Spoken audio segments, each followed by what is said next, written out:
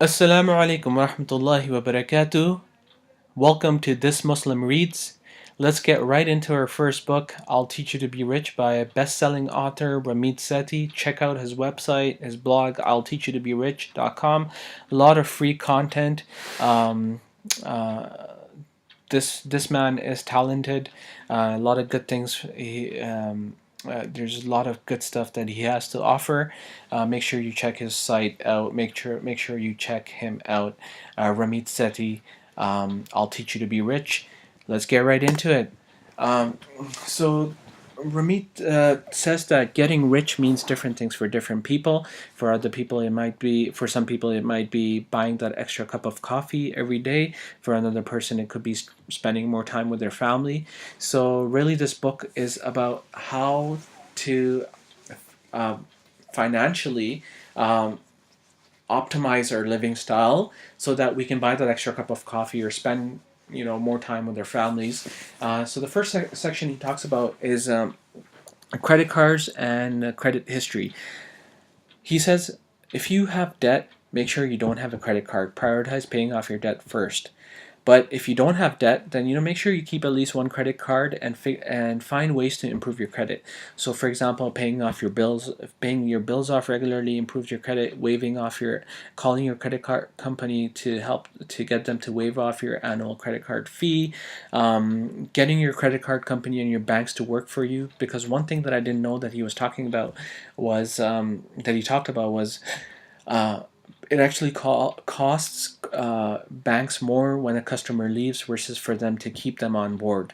So banks actually lose more money when customers leave versus them customers staying on board. So banks and credit card companies will work hard to keep you on board. So use your credit card company if you need to dispute a bill or you need to dispute a charge.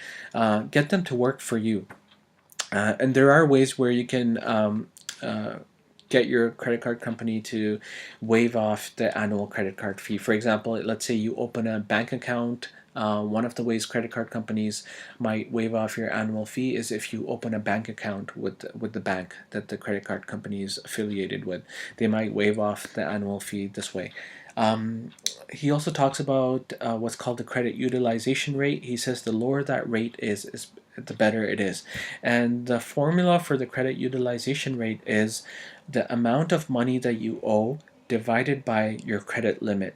So the higher your credit limit is, the more your credit utilization, the lower your credit utilization rate's going to be. And this looks really, really good on your credit history. It helps build your credit history, helps build good credit, basically.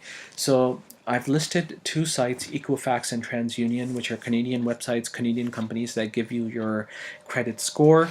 You're entitled to receive your credit score for free once a year. So have a look at that, see where your credit score is. It's a number anywhere from 300 to 900. The higher the number it is, the better it is. So banks. The next section he talks about is banks, and he says, he really likes credit unions. And after reading his book, I went and I opened an account with a credit union myself, because he says credit unions are not for profit and they're owned by customers. So customers are called members when they're with credit unions. Because a credit union is owned by the customers, they're not money hungry sharks, just circling around you trying to get as much money off you, trying to steal, in quotations, as much money as they can off you. So credit unions are not for profit and they're owned by the customers. And go to your local credit union. Check out your local credit union. There's a few here in Canada that we have, in North America that we have. Meridian Credit Union is really big. Alterna Savings is another credit union. Check them out. See if you can open an account with them. See if you can switch over from your bank to a credit union. In the long run, it will help you save a lot of money. But if you do plan to stick around with your bank, make sure your bank is working for you and you are not working for your bank. So call them, see how you can get rid of fees. Banks love charging us fees. These fees can add up to hundreds of dollars every year. See how you can save money by giving them a call and negotiating fees with them. So the other section he says is the other sections on investments, and Ramit says, in order to get rich, you need to invest early, and that's it for this section. The next one he talks about is conscious spending, which is really a section about budgeting. Um, we can't track every single penny. It's very difficult for us to do that. But what Ramit does say is you can make sure you're paying yourself first before paying other people. So he says take a look at your budget and see that, make sure that only 50 to 60% of what you're spending monthly is going into your fixed costs, which is rent, hydro, electricity, insurance, costs that are fixed every month that you need to pay and that don't change much over time. Then he says, then make sure that the 10% of the remaining income goes into your savings, another 10% goes into your investments, and then another maybe 20-25% of it is going into wherever you want it to go. Either you're spending on yourself, clothing, family, whatever it is. Then he says, take a look at your three biggest expenses that you have right now. So it could be, for example, bank fees. It might be a small expense every month, but an expense that adds up over time to hundreds of dollars. Or take a look at your rent, for example. See if you need to, for example, move to a smaller apartment, or if you can uh, get a better deal on car insurance. Look at your three biggest expenses and see how you can optimize them. Um, Next section is he also talks about making things automatic. So we live in a day and age where we're using apps, where there's e-banking, internet banking. So he says make things automatic so that you don't have to work. Because when you have to work to manage your money, that's when you're going to be least likely to do it. You're going to feel lazy, you're going to be busy. So he says make bill payments automatic. Make transfers from your account automatic. For example, when you get that paycheck every month, make it automatic so that a portion of that paycheck goes into your savings account without you having to do anything.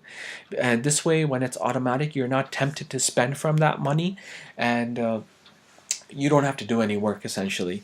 So he says that's the best way for you to save money, and that's you don't need a financial planner. You can be your own financial planner if you just take a couple of hours in a week just to make things automatic for yourself. Make your financial life automatic. The other thing he talks about is talking money with family. He says, if you find there's members in your family spending a lot of money, let's say your spouse, have a sit down with them. Ask them for their advice so that they don't feel defensive. Say to them, hey, you know what, we have 2 kids, 3 kids now. I look at our expenses, they're rising. What do you think we need to do in order for us to cut back on our expenses? Make sure that inside the awareness, the raising of awareness is coming from them. Get them to reflect on it so that they don't feel defensive. And most likely when they think about it, they reflect on it, and the insight comes from them, they're more willing to act on it as well. So teach them by asking their advice first, and then slowly you can bring research into the conversation by saying, hey, you know what, Islam says that we have to pay zakah 2.5%, so how do we budget for that? Or there's Islamic we need to sponsor an orphan every month. How do we make sure that we're paying sadaqah or paying in charity? Or I read a book by Ramit Sethi, and he says that 60% of our money needs to be fixed costs. How do we reduce our fixed costs so that we're meeting that figure, 60% figure?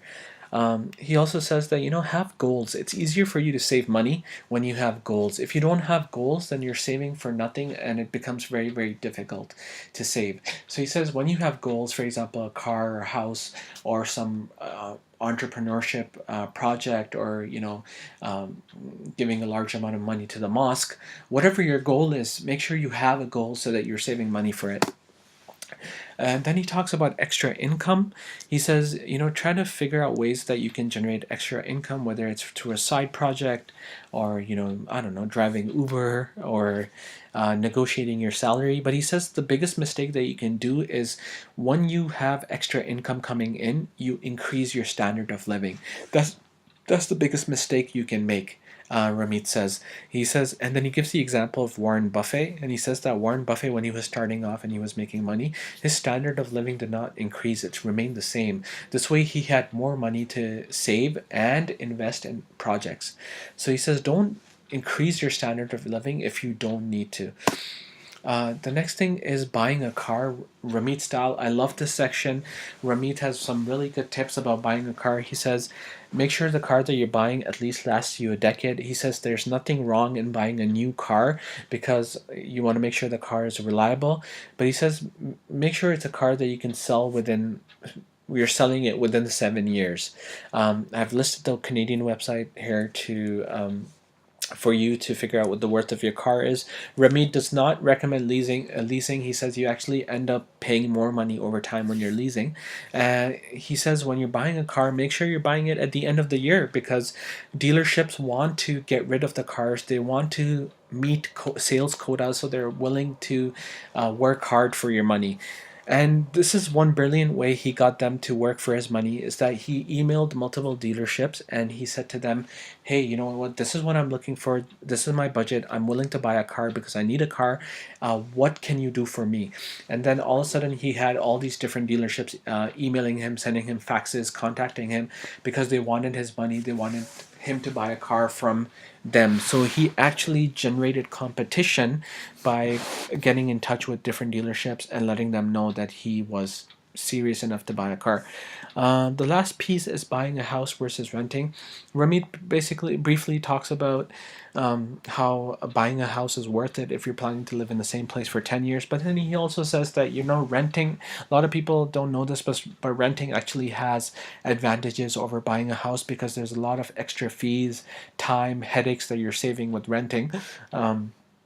And he says, but it's only worth it if the extra fees that you're saving are going into your savings or you're using them to invest. That's the only time it's actually worth it. So that's it for this book. This was my brief book summary. I hope you benefited from this, inshallah.